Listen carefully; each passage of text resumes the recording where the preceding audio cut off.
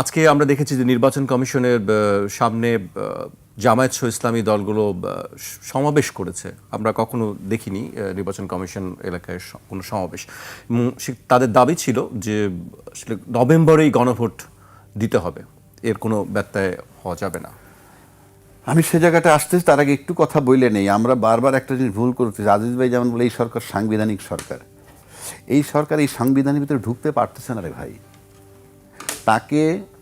তাকে সংবিধানের 106 ধারা মোতাবেক রাষ্ট্রপতি একটা মতামত চেয়েছে। সুপ্রিম কোর্ট বলছে যেহেতু প্রধানমন্ত্রী পালায়ে গেছে বা চলে গেছে, এই সাংবিধানিক শূন্যতা দূর করার জন্য আরেকটা নির্বাচন না হওয়া পর্যন্ত একটা অন্তর্বর্তীকালীন সরকার বানানো যেতে পারে। এইটুকু ছিল ওপিনিয়ন। জি, তার ভিত্তিতে বাকি সবাই রাজনীতিবিদ বাংলাদেশ সবাই মিলে একে অন্তর্বর্তী সরকার বানাইছে। অন্তর্বর্তী সরকার কিন্তু বলতে আমার সংবিধানে কিছু নাই।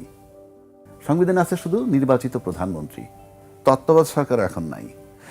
যে যার নাম ওই বইটার ভিতরে নাই সে তো এটার ভিতরে ঢুকতে পারবে না ভাই। এখন আমরা তিনজন এখানে টকশো করতেছি, আর একটা লোক বাইরে বসে টকশো করলে কি এয়ারে যাবে? তার নাম যদি এখানে লিস্টে না থাকে সে ঢুকতে পারবে? বিষয় তো সিম্পল। আমরা যে জটিলতা তৈরি করে আনতেছি, এই সরকারের নামটা কি? অন্তর্বর্তীকালীন সরকার। তো অন্তর্বর্তীকালীন সরকার চলছে কিভাবে? এই যে নির্বাচন কমিশন তফসিল যখন দিতে আসবে তখন কি বলবে? সংবিধানের এত নম্বর অনুচ্ছেদ মোতাবেক আমি ক্ষমতাপ্রাপ্ত হইয়া ঘোষণা করি। কোনটা? ওই সংবিধান। ওই সংবিধানের যে অনুচ্ছেদে আসবে সেই সংবিধান তো বলে দিচ্ছে 3 মাস পার হয়ে গেছে। সংবিধানে কি বলা আছে 3 মাস পার হয়ে যাওয়ার পরও যখন খুশি তখন নির্বাচন করবেন? যেই সংবিধানটার কথা বলতেছে এখনো তো আটকায় নাই, আটকাবে সামনে। আপনি লিখে রাখেন, আমি রাজ্জাকে ছোট মুখে বলে যাচ্ছি, তো যখন দিতে যাবে না তফসিল তখনই জটিলতায় পড়বে। সংবিধান বলছে 30 দিনে 90 দিনের মধ্যে নির্বাচন করতে, এই সংসদ ভেঙে যাওয়ার পর। তারপরে কি বলা আছে যদি 90 দিনের মধ্যে না হয় যে কোনো সময়, 1 বছর পর 1.5 বছর পর, আসতে বলা তো নাই। জটিলতায় পড়বে। অন্তর্বর্তীকালীন সরকার, আবারও বলছি, পূর্ণাঙ্গ সরকার, সমস্ত দায়িত্ব পালন করতে পারবে সে। যাই হোক, সে নিয়ে বারবার বিতর্ক করে লাভ নেই। এখন আপনি বলছেন জামাত ইসলাম স্টেজ করছে, বুঝলেন, সামনে কোন ক্ষমতা বলে? জামাত তো নির্বাচন করলে 10-12টা সিট পাবে হার্ডলি। হ্যাঁ, তাহলে ভোটার নাই, কিচ্ছু নাই। নির্বাচন হওয়ার পরে আমরা ফলাফল না, আমরা অতীত যা রেকর্ড দেখছি, ক্ষমতা যেতে চাই না যেতে চাক বা না চাক, আমি বলছি অতীতের যা রেকর্ড দেখছি, আমি তার বাড়াই 10-15টা সিটও দেই, এটা তো কোনো বড় সংখ্যক না। তো বাংলাদেশে উনি যদি নির্বাচন কমিশনের সামনে মঞ্চ বানাইয়া নির্বাচনের বিরুদ্ধে কথা বলে এবং সেটা পারে, কেন পারে সেই কথাটাকেই আপনি বলতেছিলাম। এই মুহূর্তে বাংলাদেশের যে 3টা দল আমাদের কাছে গুরুত্বপূর্ণ, একটা দল আওয়ামী লীগ নাই, বাকি যে 2টো দল আছে বিএনপি এবং জামাত, যদি আপনি ধরেন তাহলে জামাতের চেয়ে অন্তত 20 গুণ বড় একটা দল। তা 20 গুণ বড় একটা দল যদি হয়, জামাত তার অধিকার আদায় করার জন্য যদি মঞ্চে করতে পারে, এটা যদি রাজনৈতিক হয় বা আইন বিরোধী হয়, 2টা ব্যাপার বলতেছি। যদি বলা হয় যে রাজনৈতিক অধিকার আদায় করার জন্য করা যায়, তাহলে রাজনৈতিক তুমি বাধা দিবা নির্বাচনের জন্য, তাহলে আর একটা দল তো রাজনৈতিক দল হিসাবে নির্বাচন আদায় করার জন্য যেতে পারে, যাচ্ছে না কেন? এক। আর যদি এটা বেআইনি হয় তাহলে বাধা আসতেছে না কেন? যদি বাধা না আসে তাহলে আর বড় দল যে আসে সে বলে না কেন? কথার কথা বলছি আমি। তাহলে যাচ্ছে কিভাবে? এই 2টা দলের কিন্তু কেউ পাওয়ারে নেই, অফিসিয়ালি কেউ পাওয়ারে নাই যে পাওয়ার তারা ব্যবহার করবে, মানে প্রশাসন। তাহলে ভিত্তিটা কোথায়? ওই যে বলছি, রাজনৈতিক ভিত্তি একটা জিনিস, কমান্ড। আপনি যদি কমান্ড ঠিক থাকে, আপনার কমিটমেন্ট ঠিক থাকে, আপনার বিশৃঙ্খলা যদি না থাকে, ডিসিপ্লিন ফোর্সের মতো থাকেন, সংখ্যায় অল্প হইলেও শক্তিশালী, আর সংখ্যায় বহু গুণ কিন্তু ডিসিপ্লিন না, কমান্ড নাই, মানে না, কিন্তু বিশৃঙ্খলা আছে, ইউনাইটেড করে তার বিরুদ্ধে। বিএনপি রাজনৈতিক ক্ষেত্রে আসলে পিছিয়ে আছে। আমি পিছিয়ে আছে, ভোট হলে সে জিতবে, কিন্তু বর্তমান কৌশলের কথা বলছি। কৌশলের কথা একটা হইলো আপনি ভোটে জিতবেন এক জিনিস, আর রাজনীতির নামে মাঠে শক্তি প্রয়োগ, যেখানে কৌশলটা খুব মারাত্মক।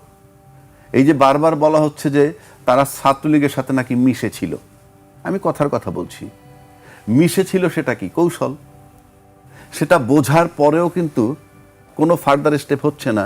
আজকে জামাত ওখানে গিয়ে মঞ্চ করে যদি বলতে পারে নির্বাচন চাই না, গণভোট চাই আগে, গণভোট চাই আগে, কথার কথা বলছি, তাইলে আবার আমি যদি বলি গণভোট আর নির্বাচন একই দিনে চাই, দুটো দাবি চলতে পারে। আমি সেই জায়গাটা আসতেছি। আমি আবারও বলতেছি যে এই যে স্টেক হোল্ডার, এই যে দুইটা স্টেক হোল্ডার এক হয় নাই, কাজে রাজনৈতিক বিরোধ আছে। এখন আপনি ক্ষমতায় গিয়ে প্রশাসন নিয়ে শক্তিশালী হবেন, সেটাকে কিন্তু রাজনৈতিক ভিত্তি বলা হয় না, সেটা হলো প্রশাসন বেসড রাজনীতি। যেমন পতিত সরকার, আমরা টকশোতে বহু লোকে বলে তাদের নাকি কোটি কোটি ভোটার এখনো আছে বাংলাদেশে, তাইলে প্রশাসন ছাড়া তোমরা দুর্বল, তা নাহলে তোমরা পারছো না কেন? তা নাহলে পারছো না কেন? ও কালকে ক্ষমতায় আসবা, তারপর প্রশাসন দিয়ে রাজত্ব করবা।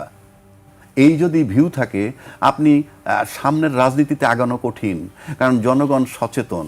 আপনাকে রাজনৈতিক কৌশল দিয়া মেধা বুদ্ধি কৌশলের রাজনীতি করতে হবে। আপনি ওই রাজনীতিগুলা মানসিকভাবে ছেড়ে দিতে হবে, সোজা হিসাব। না ছাড়লে সাফার করবেন। নাহলে আপনি আমাকে বলেন, আমরা সব রাজনীতিবিদ ওখানে গিয়ে বসলাম, আমরা কিন্তু বাইরে এসে এখানে বলছি ওই এনজিও করে, তো ও কি গ্রামীণ ফোন চালাইছে, ইত্যাদি ইত্যাদি নানান কথা, ও বিদেশ থেকে আসছে। আরে বিদেশ থেকে আসছে, আমি যদি মনে করি টোটালটা অন্যায়, আমি গেলাম কেন তার আলোচনায়? আমি বয়কট করলাম না কেন? আপনি যাবেন, বসবেন, আলোচনা করবেন, প্রতারিত হওয়ার পর বলবেন প্রতারণা করলো, কিছুই যদি না বুঝেন, পে স্যালুট টু গভর্নমেন্ট। এই প্রশ্নগুলোই এখন সাধারণ মানুষের কাছে আমরা শুনছি যে সেটা সাধারণ মানুষের কাছে তো আমরা যাদের উপর ডিপেন্ড করলাম, যারা আলোচনায় বসলো, 8-9 মাস পর ব্যর্থ হইয়া তারা যখন জানাইলো, তখন জনগণ বুঝলো। এর আগ পর্যন্ত তাহলে জনগণ কিছুই বোঝে নাই। জনগণ বলতে কোনটা? নিজ নিজ দলের সম্পৃক্ত জনগণগুলো, বাকি জনগণ নয়। আমি বারবার বলছি, বাংলাদেশে এই যে একটা প্রতারণা করে আবার রাজনীতিবিদরাও, জনগণ বলতে কিছু নাই। আপনার দলের জনগণ আপনার মাধ্যমে প্রতারিত হচ্ছে, জামাতের জনগণ জামাতের মাধ্যমে। জনগণ আসলে যার যার দলের, এর বাইরে লায়ন পার্ট যেটা, সেটা আপনাদের নয়। এই যে ভেক টার্ম ব্যবহার করে, এই জন্য বললাম গত 14 মাসের যদি আরো 6 মাস পিছিয়ে যাই, তাহলে গত 8 মাস থেকে এই সরকারকে আমাদের দেশের রাজনীতিবিদরা তাদের ব্যর্থতার কারণে ইউনূস সাহেব পলিটিশিয়ান হচ্ছেন, এবং রাজনীতিবিদরাই তাকে পলিটিশিয়ান বানিয়েছে। এখন আপনি যদি বলেন উনি প্রতারক, কারণ আমি রাজনীতিবিদ 53 বছর ধরে বলতেছি রাজনীতিতে শেষ কথা বলতে কিছু নাই, দুইটার অর্থ একই দাঁড়ায়। আমি শুদ্ধ ভাষায় বললাম রাজনীতিতে শেষ কথা বলতে কিছু নাই, সেটা আমি যখন বলি তখন আমার কর্মী খায়, আর আমি যখন বলেছি ইউনূস আমার সাথে প্রতারণা করতেছে, তখন আমি ভাবি না যে রাজনীতিতে শেষ কথা বলতে কিছু নাই বিধায় বোধহয় ইউনূস সাহেব এই স্টেপগুলো নিচ্ছেন।